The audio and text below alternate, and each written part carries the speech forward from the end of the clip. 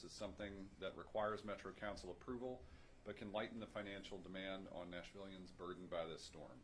Legislation will state that Metro's water services will not be doing turnoffs or late fees for February, and if you can't afford to pay a higher bill from dripping faucets, you can pay your normal amount and catch up later.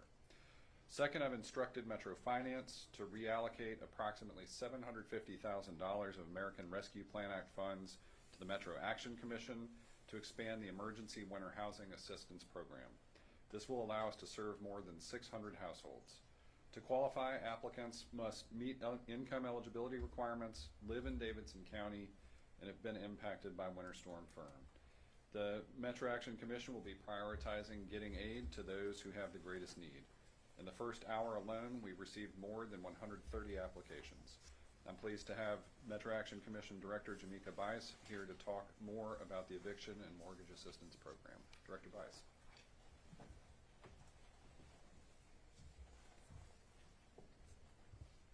Good afternoon. Our community has faced extraordinary challenges in the wake of Winter Storm Fern. Families across Davidson County are working hard to recover, and many are unable to cover their housing payments due to hardships caused by Winter Storm Fern. Today, I am proud to share how we are coming together to provide relief and hope. Earlier this week, the Tennessee Titans, through their Home Field Advantage Catalyst Fund, made an incredible commitment to our community. They began with a donation of $250,000 to help launch the Emergency Winter Housing Assistance Program.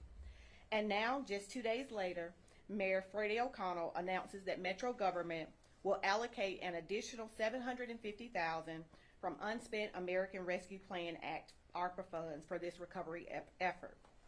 This comes at a pivotal point for residents affected by the storm and ensures that we can meet the overwhelming demand for help.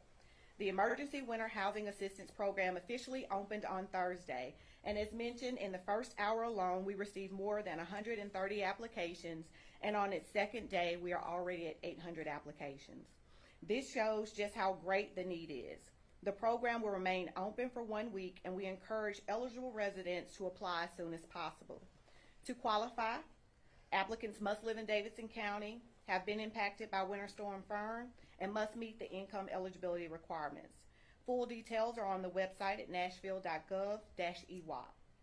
This program is about more than housing. It's about stability, dignity, and hope. We are deeply grateful to the Tennessee Titans, Mayor O'Connell, and all of our partners for standing with Nashville during this critical time. And finally, we want to say thank you to Metro Action Commission. Our dedication and hard work, dedication and hard work make this possible. Today, we are ensuring that families have the support they need to recover and to build.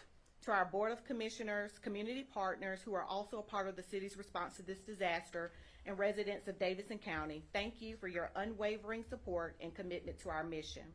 Your partnership makes it possible for us to respond quickly and effectively when our community needs us most. Together, we are not only meeting the immediate needs, but also building a stronger foundation for residents to thrive. We invite you to continue standing with us, whether through advocacy, volunteering, or contribution, so that we can keep delivering hope and stability to those who need it most. Thank you. Thank you again, Director Bias. We know that will be important. You all have heard already from Legal Aid Society the importance of the eviction right to counsel program. If you need this assistance, please do reach out to the Metro Action Commission. If you wind up confronting eviction, please do show up to court and take advantage of the opportunities through the eviction right to counsel process. The third prong of our Restore Nashville efforts that we're launching today includes opening 2 disaster assistance centers. They'll be open on Monday. We'll open them at the Hadley Regional Center and Smith Springs Regional Center. These will be hubs of restoration where we can bring resources to communities and people hard hit by the storm. These assistance centers will have food resources, health resources, staff to connect individuals with social services, and hands-on Nashville. Sometimes you know you need help but don't know how to get it. If that's the case, please come to a disaster assistance center starting Monday. You might also learn we have resources available that you hadn't previously heard about. While I was out with Hands on Nashville yesterday, canvassing a neighborhood in North Nashville, we were helping to identify restoration needs caused by the winter storm. We were also looking for people that needed help getting debris to the curb. Tomorrow I'll be out with Hands on Nashville again, clearing that storm debris from the yards of people we've already canvassed this week and getting it to the curb. And you can join us. Just go to hon.org to sign up. Our partner, Hands on Nashville, is projecting more than 100 volunteers. We'll hit neighborhoods for a day of cleanup and progress. We'd love to have you out there with us. And speaking of debris, NDOT has crews sweeping the city as we speak, collecting debris. They'll finish a pass of the entire city in roughly 2 weeks, and then return to locations where debris had not yet hit the curb. I've shared with NDOT that I want this debris cleanup to move as fast as possible, and the help of volunteers ensures debris makes it to the curb. Letting NDOT's crews pick it up from there literally lets us weigh it so we can qualify for more FEMA reimbursement. As we speak, NDOT crews are going street by street, picking up debris that's already been placed at the curb. Deputy Director Philip Jones is here to tell us what areas they've already visited and how much progress they've made. Philip?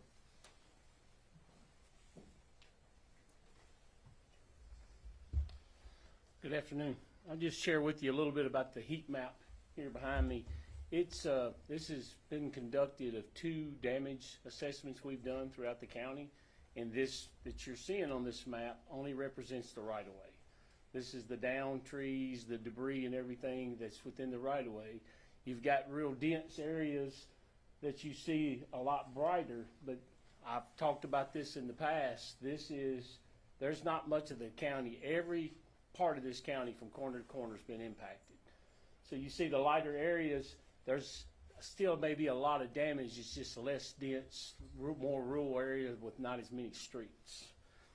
This map includes debris and vegetation in the right-of-way, including down trees, documented vegetation. It's where we can keep up with. This kind of helps put the plan together. The mayor's been involved and gives a lot of support to the plan that we've put together to clean this up. 2 observations from the right-of-way perspective is this event was extremely, I say this every time. I've been here since '93 and been involved in a lot of events. This is the biggest event that we've had that's been spread out throughout this county. It also helps inform us of our response and recovery plan with the knowledge of where the hard-hit areas are so we can kind of align forces accordingly. But we do have crews throughout this county right now picking up debris. Today, like each day since the event began, we have crews out working countywide, 58 NDOT and NDOT contractor crews collecting residential brush throughout the county. We've got 11 crews clearing vegetation, debris from roadside, sidewalks, and bikeways around the city. 5 pothole crews. We've already filled over 1,000 potholes since the onset of this event. 14 contract crews are removing the leaners and hangers that I've spoke about. That's one of the other big differences in this storm and a lot of storms we've had in the past is we're having to deal with a lot of leaners and hangers, and those are very dangerous. So I've asked even during the volunteer efforts that we pay a little closer attention. We're looking up, paying attention to our surroundings because that is a potential safety hazard. I've mentioned, and I know the mayor's talked about, in order to be eligible for FEMA reimbursement, we are closely monitoring the debris and the removal process. That's a little different than just going out picking it up. We've got monitors out there with these trucks that monitor everything from where they come from, how they go in the truck, and how we dispose of it. And just to kind of give you an idea, since Tuesday, we've picked up 24,000 cubic yards of material from the right-of-way. That's a good start on this. It really is. A standard dump truck holds about 12 cubic yards.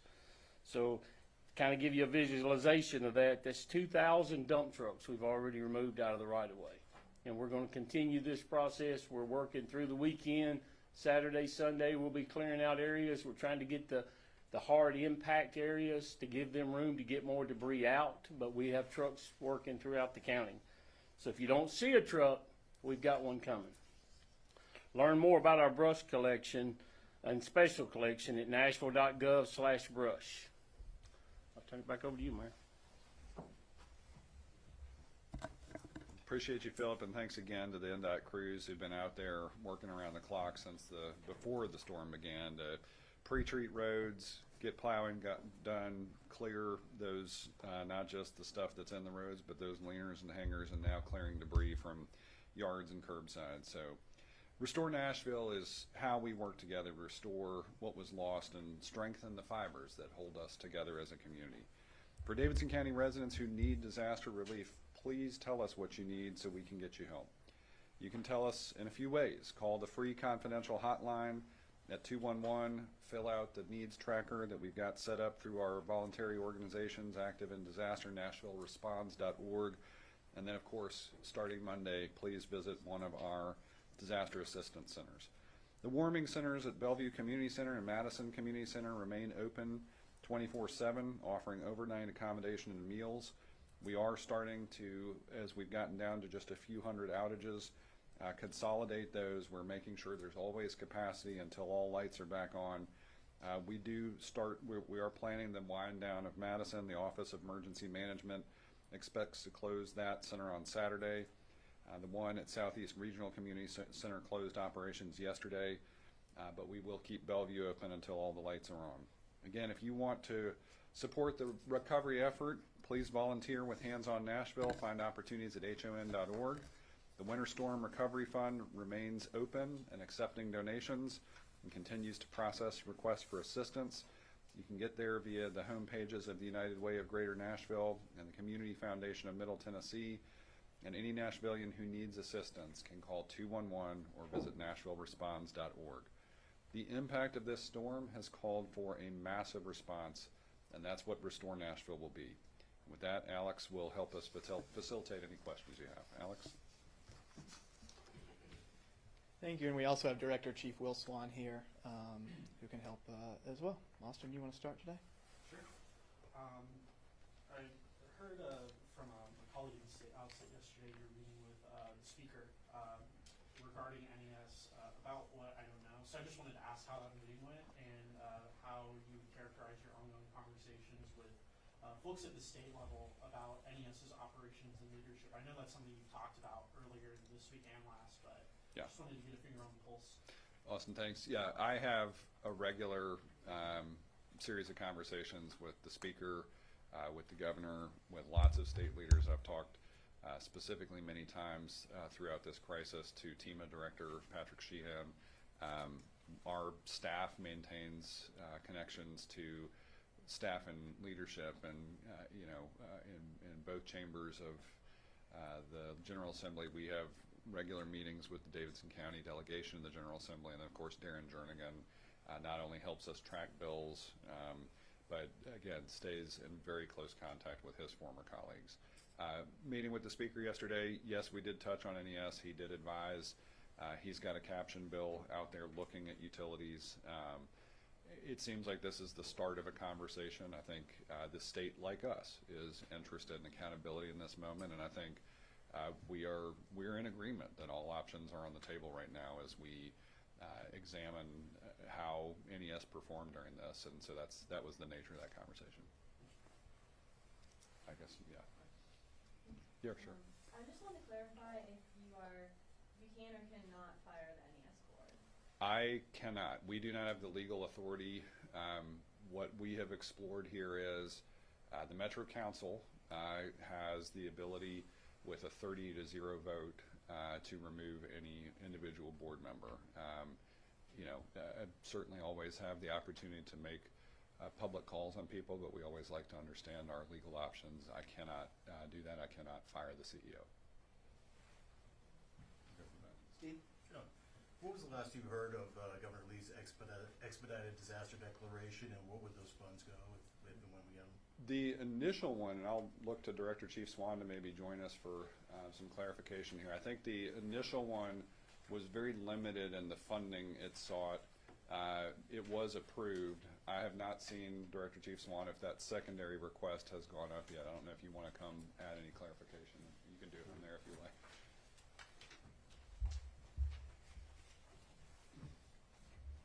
Thank you for the question.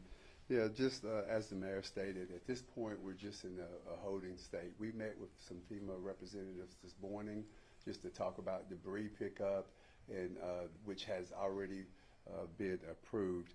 But as far as it going anywhere else, we're still just in that waiting stage. And I know the mayor had mentioned that we will locally open up some disaster recovery centers to be able to at least give residents and those members of Davidson County resources that will be helpful. So we're all on the same boat. We're waiting, and I know Governor Lee is just as excited as we all are to get that approved so we can all get service in Tennessee. So thank you. Are there other plans for those funds?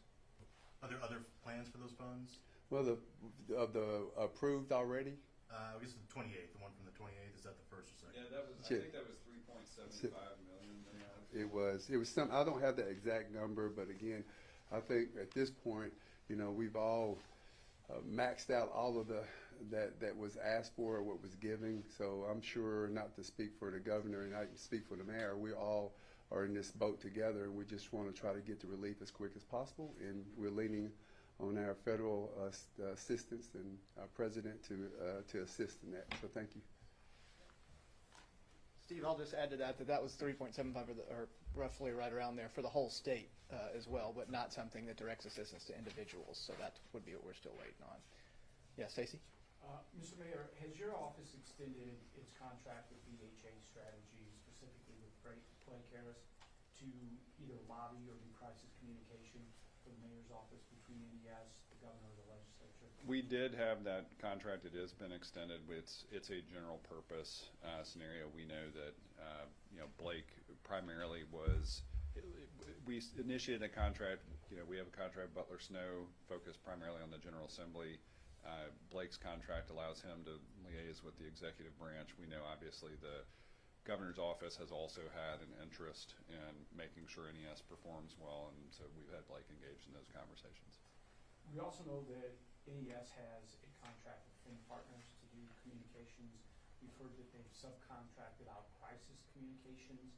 Considering the poor communications we've seen and no evidence that the communication partners have been in front of the cameras or expressing people, do you think that's been a good expenditure of their money?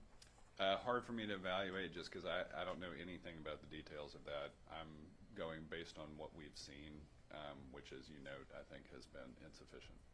When you spoke with the speaker last night, did he say he wants you to call for the resignation of anyone with the board, and if the city didn't take greater steps, that the legislature would take over NES? We didn't get into detailed steps. I think it was a bigger picture discussion about options, accountability. Yourself? Wondering if you've been in contact with the families of the 5 victims that passed away due to the winter storm? I have not personally. You probably are aware there is a formal notification of next of kin process that occurs. One, wanted to be sensitive because this is a very challenging scenario where we have still been getting updates about, as we look at medical examiner output, just making sure we're clear on cause of death. Was this specifically related to Winter Storm Fern? So as we get forward, we'll probably see what makes the most sense in terms of connecting with people. I know, here's what I can tell you, all of these deaths that have happened in Nashville over the past few weeks are a part of the tragedy of Winter Storm Fern, and we are going to do our very best as a city to acknowledge that. Anything else? Yeah, go back to Stacy. Mr. Mayor, I believe it was with Steve Melling, one of my colleagues at WSMP before, had asked a question about if the FEMA funding didn't come through for disaster relief, you may be able to tap into a rainy day fund. Can you elaborate on what that rainy day fund is, and have we seen any preliminary estimates about what the damage cost from the storm might be at this point? I mean, everything I've seen is very preliminary, but the early estimates suggest we're tens of millions of dollars over, where our budget would have us. We do, as a result of work begun by Mayor Cooper, continued by our office, our starting Director of Finance, Kevin Crumbo, reinforced by current Finance Director, Janine Reed. We have strengthened our fund balance policy, but yes, it ensures that we have a significant rainy day fund available for moments just like this. Now, of course, as you heard Director Chief Swan talk about, and we know the governor is going to do this because Nashville is not the only community in Tennessee that has had significant impact from the winter storm. I think we had the most significant ice-based impact, but there's broad winter-based impact and precipitation-based impact across Tennessee. We will be aggressively pursuing the possibility of FEMA reimbursement. We're going to be relentless in pursuit of that. Is that something before FEMA reimbursement goes in, you'd be able to tap into the rainy day fund to take care of immediate things that are needed? And would that require legislative action from the council, or are you able to move that money, as needed? Well, for instance, one of the reasons back when we saw the first impact of the storm 2 Sundays ago, we did the disaster declaration. That was to enable us to go do some of these extraordinary expenditures. If you talk to Philip and the contracts we've had with NDOT, that was not a part of NDOT's budget for fiscal year 2026. So then if we do tap into that rainy day fund, the fund balance policy does look at a replenishment process for that. Those will all be a part of our FY27 discussions, but we'll be working carefully with Director Reed on how we do this. But there will be some timing issues involved, I'm sure, and we'll have to look at, forecast. There is some risk analysis in there with the FEMA reimbursement process. Anything else? Yeah. Just to be clear, because I guess I don't understand well, for the 5 victims, the government, your government, will be helping the families to the situation for... It depends on what their needs are. In some cases, the families may just go through the grieving process and have all their needs met for everything from burial to memorial services and so forth. We do need, I think one of the hardest parts here is we know there have been other things happening as a backdrop to this. We've gotten some, this week, tough employment news, right? There are other things happening in the broader American economy. We know those are impacting Nashvillians in some cases. Winter Storm Fern has impacted Nashvillians, but you heard Director Bice talk about that rental assistance program. That money is being allocated to those who have been impacted by Winter Storm Fern. We know this tragic number of deaths. It's been tough because I've heard it could be 3 to 5 storm-related deaths, and so we're still having to do that technical analysis. But I will say my heart goes out to all 5, and if they need assistance, we're going to be working on making sure they, like everybody else, is part of this restoration process. Yeah, did that answer your question? Certainly if they have a need, let us know so we can try to help them in any way that we can. Yeah. Steve or Araceli? Next week, Metro Council will have a special meeting with NES leadership. Are you planning to be in attendance? So I don't know that I'll attend that in person, just because very rarely do I wind up involving myself in the business of the Metro Council. Every now and then for special moments when we have a message from the mayor or something like that, we'll typically engage in that way with the vice mayor. I think this one is a joint committee process. We will very likely have appropriate staff there that have been involved in our response. I think Metro Water may be one of the organizations presenting in that committee meeting. But I'll say too, we've also met independently with NES executive leadership and board chair. We continue to engage almost daily with that process. So I don't think there's anything specific about that meeting that I will need to attend in person. Let's do one more. We'll finish with Steve. Can you talk about the any specific assistance or financial assistance resources for small businesses been affected by the storm?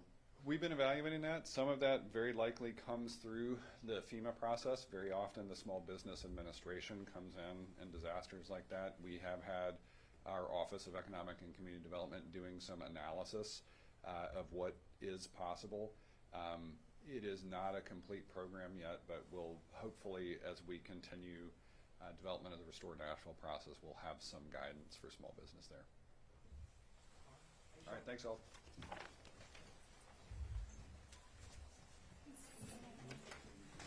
Stacey, did you have one more? No. The chamber is also doing a survey of small businesses to identify what needs are out there and exist, and so we're also